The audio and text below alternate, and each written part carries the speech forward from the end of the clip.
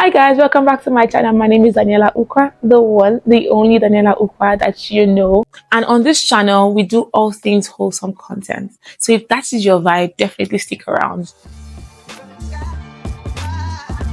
This particular video was inspired by my last video where I shared about what shame did to me, right? If you've not watched it, I'll link it up here. You should go and watch it. Everybody's raving about it.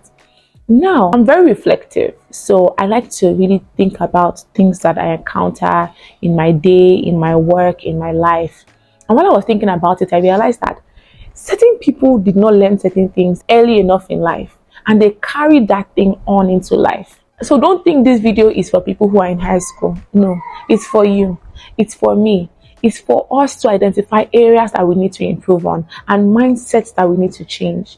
Life lessons that we should have learned that we did not learn when we were in high school. So let's get right into this video. I'm itching. Let's get right into this video. Number one, there is no such thing as your junior in life. You know that thing where you are in secondary school and the person in a class beneath you is your junior. So you're in SS3 and the SS2 student is your junior. And so because the person is your junior, you can't be friends with your junior. It's like you're de-repping yourself. That's a big scam. I don't know who scammed us. But that's the biggest scam in life. Because you see in life, you see 0 to 6 years. That gap is really insignificant. Like, it's not something that you should really consider as a yardstick to determine what kind of friendships you make. In fact, you might find out that your junior in school is not the owner of Paystack. And you're wondering, I should have been his friend, but what did I do? I bullied him. I refused to talk to them because I felt they were my juniors. And you know the thing, we carry this mindset into university. We carry this mindset out of university into our workplace. I remember working in an organization once, and there were this group of girls who were giving high school vibes. Oh, don't talk to me. I came here before you. I joined 4 years before, so you can't talk to me. And the most interesting thing is that most of the people who were junior in that year have gone on to do greater things. Why are you robbing yourself off of great networks? Because of this mental bias. It's a very myopic way to see life. Everybody is important. You have to learn, discipline yourself to honor all men. And not because you feel like you'll get things from them in the future, but because you just value people as individuals. Nobody deserves to be treated less because you came into an organization before them. Nobody deserves to be treated less because you got into school before them. Nobody deserves to be treated less because you wrote an exam before them. What does that even matter? So please, if you are still like this, if you still think like this in this generation, in this day and age, I want you to drop it. Honor all men. Honor all men. Nobody is your junior in life. Everybody is an individual that should be respected and valued for who they are. Number two, I learned this one when I was in uni, right? The most important things in life are not really your technical skills. They're your soft skills. You see things like people skills. You see things like discipline. You see things like resilience. You see things like learning to work with a schedule. My sister, my brother, you will need it in this life. Right? In high school, it looks like, oh, everybody wants to tell me what to do. Or if you went to a university that people call a secondary school, and you're like, everybody wants to tell me what to do. They want to take my life. Nobody is trying to take your life. But for a life of success, there are certain disciplines you must have. If you are going to be successful, there are times you have to wake up. There are times you have to drop your phone and focus on what you need to do. There are times you have to leave all the technical knowledge that you have and build relationships with people. People have closed billions of business deals because of people skills. Just being able to be personable, to be friendly, to be nice, to be warm, to just research, just know things, like talk to people. Don't limit yourself. I know you're the best in your class. I know you graduated with the first class. But what other skills do you have aside your technical skills?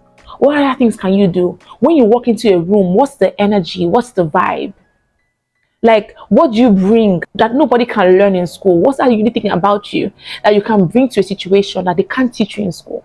Now, that's the value. That's your value. That's your worth. So if you have grown up now and you're in your 20s, you're in your 30s, And you really focus more on, oh, I've got to learn this, I've got to get this skill, I've got to go to this school. And you forgot that there are other soft skills in life that are very important. It's not too late to start learning it now. Start. Number 3, I think this one is more of a lesson you should learn in uni, right? Uni and secondary school. This is the time to make friendships. Now, if you've missed this area of your life, this phase of your life, if you've probably graduated, you are married. See, I want to beg you, make friendships. Don't just make friendships because of the things you're experiencing in the now. So maybe I like fashion. I currently like red, the color red. So I'm going to make friends that like red too. I mean, it's cute to make friends that like red, because if your life, right, what you want to do in life is to own a factory of things that have red. But if you know where you're going, you want to build a life of significance.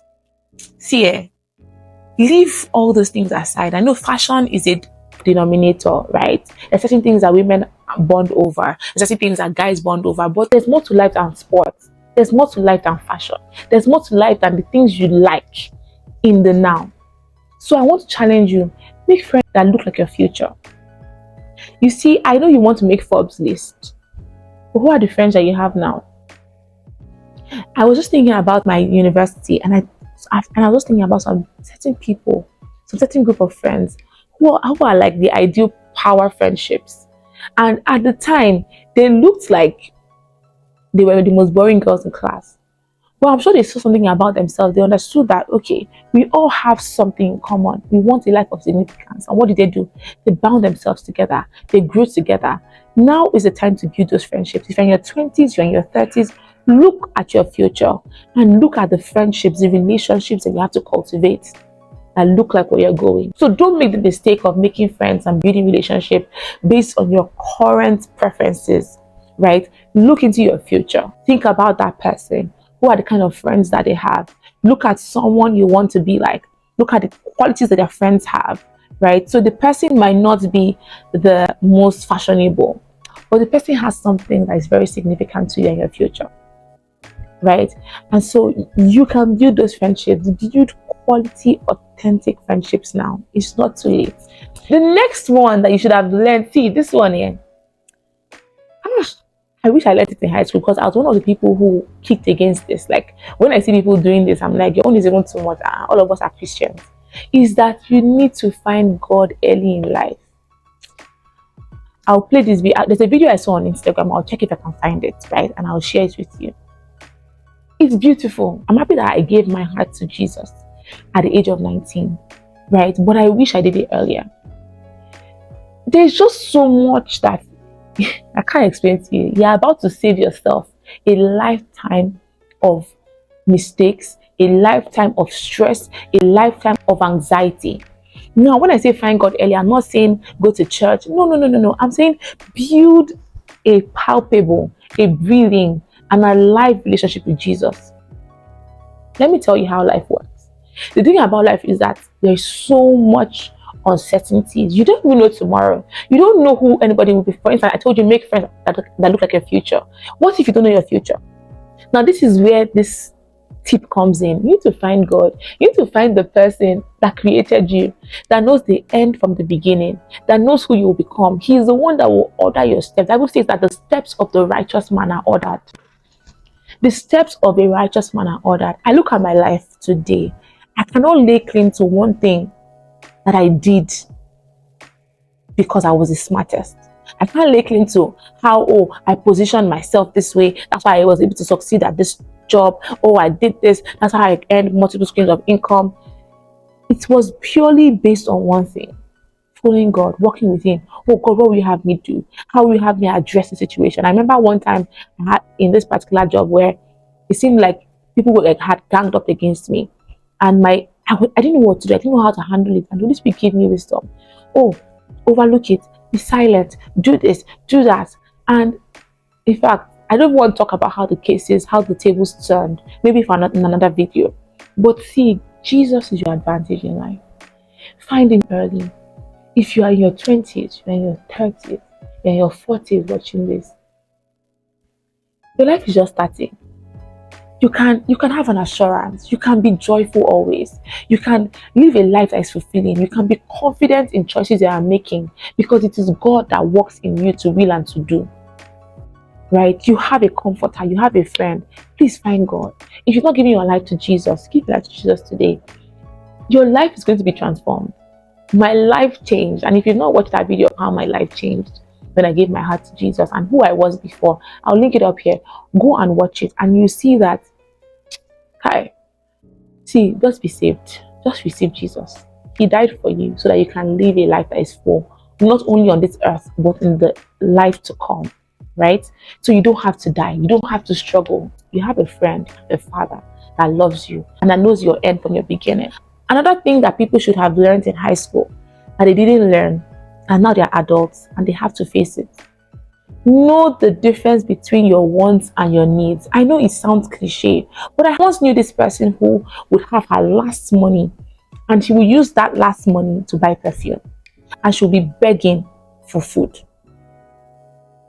I also had this person who would use the bulk of their earnings to buy gold and their house would be in a mess. In fact, every other thing suffered because they did not understand the fact that yes, you have wants, but you have to understand that your needs come first.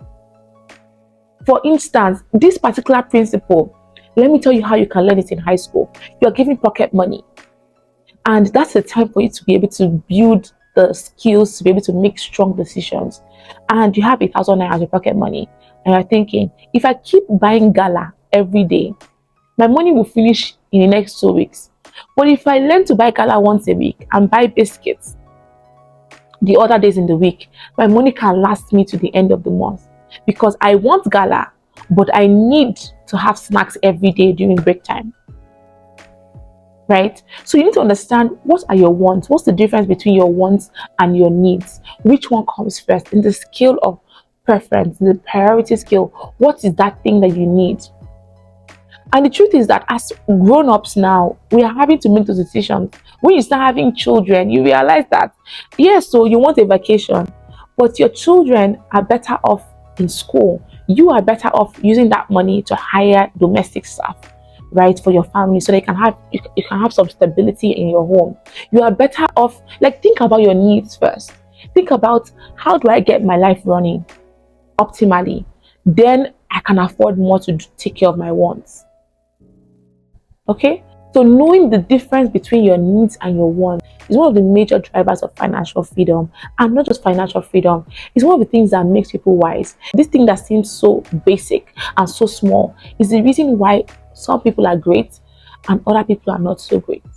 So I hope you have enjoyed this video, and as I always say, be sure to like and leave a comment. What are the other tips that you learned in high school, or you feel like people should have learned in high school or in uni that they probably haven't learned and it is affecting them in their adult life?